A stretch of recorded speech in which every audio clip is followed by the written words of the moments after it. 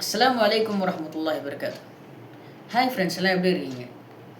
இன்றைக்கி நம்ம ரொம்பவே ஒரு இம்பார்ட்டண்ட்டான ஒரு டாப்பிக்கை டிஸ்கஸ் பண்ண இருக்கிறோம். அது என்னன்னா கம்யூனிசம். கம்யூனிசம்னா என்ன? எதுக்காக இந்த ஐடியாலஜி, இந்த பொலிட்டிக்கல் எக்கனாமிக் ஐடியாலஜி எதுக்காக உருவாச்சு? இதுக்கு பின்னாடி இருக்கிற முக்கியமான பர்சனாலிட்டிஸ் யார்? அப்புறம் எப்படி இந்த ஐடியாலஜி நம்ம வாழ்ந்து கொண்டு இருக்கிற இந்த டைம் வரைக்கும் உலகத்தை வந்து சுத்தமாக முற்றிலுமாக சேஞ்ச் பண்ணி வச்சிருச்சு. என்ன ரீசன்? இது எல்லாமே இந்த வீடியோவில் நம்ம பார்க்க போகிறோம். வாங்க வீடியோக்குள்ளே போகலாம். சரி, ஃபர்ஸ்ட் கம்யூனிசமுடைய பேசிக் கான்செப்ட் என்ன அப்படின்னா, from each according to his ability to each according to his needs. என்ன அர்த்தம் அப்படின்னா, சொசைட்டியில் இருக்கக்கூடிய எல்லா மனிதனும் அவன் வந்து நல்ல பலசாலியாக இருந்தாலும் சரி, இல்லை பலசாலி இல்லாமல் இருந்தாலும் சரி, எல்லாம் அந்தந்த மனிதருக்கு ஏற்ப இந்த சொசைட்டியில் கான்ட்ரிபியூட் பண்ணணும். அப்புறம் அந்த கான்ட்ரிபியூஷனுக்கு ஏற்ற கூலி வந்து அந்த மனிதர்களுக்கு கிடைக்கணும். இதுதான் வந்து சிம்பிள் பேசிக்கான ஒரு கான்செப்ட். அப்படின்னா கம்யூனிசமுடைய டெஃபினேஷன். மாடர்ன் கம்யூனிசம் எப்போ உருவாச்சு அப்படின்னு சொல்லி நம்ம பார்த்தா ஹிஸ்ட்ரியில் நம்ம போனோம். அதாவது கிட்டத்தட்ட ஒரு 250 இயர்ஸ் முன்னாடி யூரோப்பை நம்ம எடுத்துக்கிட்டோம் அப்படின்னா, பிரிட்டன் எடுத்துக்கிட்டோம் அப்படின்னா, இண்டஸ்ட்ரியல் ரெவல்யூஷன் அப்படின்னு சொல்லி உருவாச்சு. அதாவது முன்காலத்தில் மனிதர்கள் கையால் வந்து பொருட்களை செஞ்சு அதை பயன்படுத்திட்டு இருந்தாங்க. ஹேண்டிகிராஃப்ட் அப்படின்னு சொல்லப்படக்கூடிய கையால் வந்து பொருள் செய்வாங்க, அதை பயன்படுத்துவாங்க. ஆனால் ஒரு 750 ADக்கு அப்புறம் தான் வந்து முக்கியமாக இந்த இண்டஸ்ட்ரியல் ரெவல்யூஷன் மாதம் நம்மளுக்கு வந்து தெரிய ஆரம்பிச்சது. குறிப்பாக பிரிட்டனில் தான் இது ஸ்டார்ட் ஆச்சு.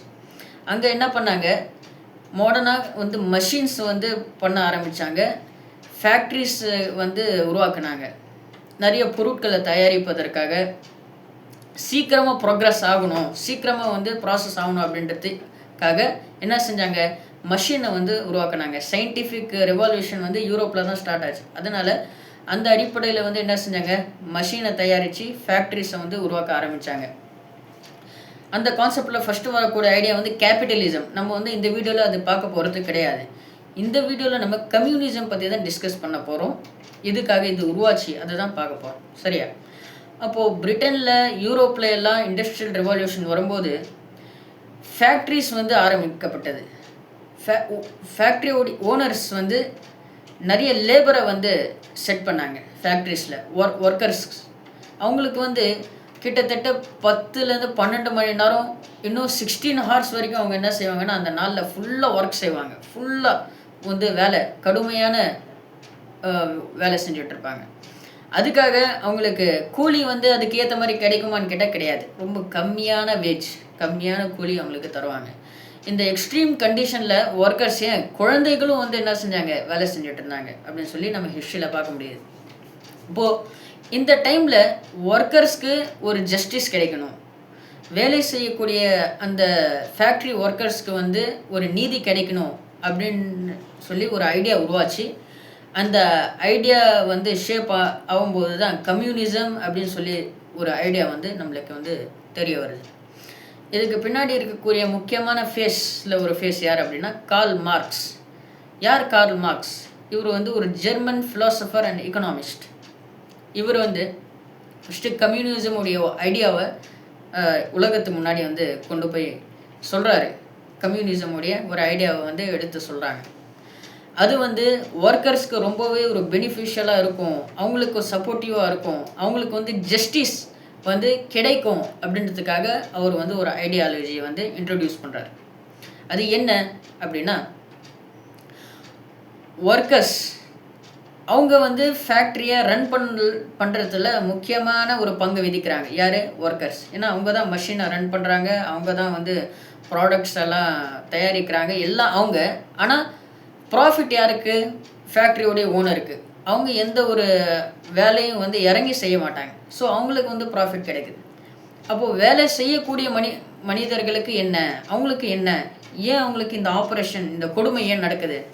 ஸோ என்ன சொன்னாங்க அப்படின்னா, ஒரு கோஆப்ரேட்டிவ் சொசைட்டி வந்து ஃபார்ம் பண்ணணும். அந்த சொசைட்டி வந்து அவர் எவ்வளோ வேலை செய்கிறாங்களோ அதுக்கு ஏற்ற ப்ராஃபிட்டை வந்து அவங்க எடுத்துப்பாங்க. புரியுதா? இதில் வந்து கேபிட்டலிஸ்ட் சிஸ்டம், அதை நம்ம நெக்ஸ்ட் வீடியோவில் நம்ம பார்ப்போம், டிஸ்கஸ் பண்ணுவோம். அதில் எப்படி இருந்தது அப்படின்னா, ஒரு கேபிட்டலிஸ்ட் வேர்ல்டை நீங்கள் இமேஜின் பண்ணிங்க அப்படின்னா, ஓனர்ஸ் வந்து ஒர்க்கர்ஸை எக்ஸ்ப்ளாய்ட் பண்ணுவாங்க, ரொம்ப வந்து டார்ச்சர் பண்ணுவாங்க, அவங்களுடைய ப்ராஃபிட் மட்டுமே அவங்களுக்கு நோக்கமாக இருக்கும். ஆனால் கம்யூனிசம் அப்படின்ற இந்த ஐடியாலஜியில் இந்த கான்செப்ட் கிடையாது. இதில் என்ன கான்செப்ட் மெயினாக நம்ம தெரிஞ்சுக்கிறோம் அப்படின்னா, மெயினாக கார்ல் மார்க்ஸ் சொன்னது ஒரு கிளாஸ்லெஸ் சொசைட்டி. இதில் ஏற்றுத்தாழ்வே கிடையாது. ஒரு கண்ட்ரியோடைய பார்டர்ஸ் நீங்கள் இமேஜின் பண்ணுங்கள், வேர்ல்டு வித்தவுட் பார்டர்ஸ், வேர்ல்டு வந்து வித்தவுட் பார்டர்ஸ் நீங்கள் இமேஜின் பண்ணுங்கள். இதில் எந்த கண்ட்ரிக்கும் எந்த பார்டரும் இல்லை, எல்லாமே ஒரே லேண்ட், ஒரே மக்கள், நோ ரேசிசம், எந்த ஒரு ஏற்றுத்தாழ்வும் கிடையாது. அவங்களுக்கு இந்த நேச்சுரல் ரிசோர்ஸஸில் பங்கு இருக்குது, அவங்க வந்து பயன்படுத்தலாம், அவங்களுடைய தேவைக்கு ஏற்ப அவங்க எடுத்துக்கலாம். இதுதான் முக்கியமான கான்செப்ட். இதில் வந்து நம்மளுக்கு இது வந்து ஒரு ஐடியாலஜி தான். இதுக்கு ஃபேவராக நான் பேசுகிறேன் அப்படின்னு சொல்லி நீங்கள் எடுத்துக்க வேண்டாம். இது ஒரு ஐடியாலஜி கார்ல் மார்க்ஸ் அவர்கள் வந்து வச்சாங்க. முக்கியமான கார்ல் மார்க்ஸுடைய ஒர்க் கம்யூனிசம் பொறுத்த வரைக்கும் என்ன அப்படின்னா, ஒரு முக்கியமான ஒரு புக்கை வந்து அவர் எழுதுகிறார்.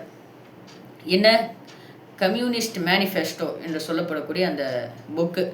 அது வந்து 1848 வந்து பப்ளிஷ் பண்ணப்படுது. இது யார் எழுதுனா, நம்ம கார்ல் மார்க்ஸ் அவர்கள், ஜெர்மன் ஃபிலாசபர்.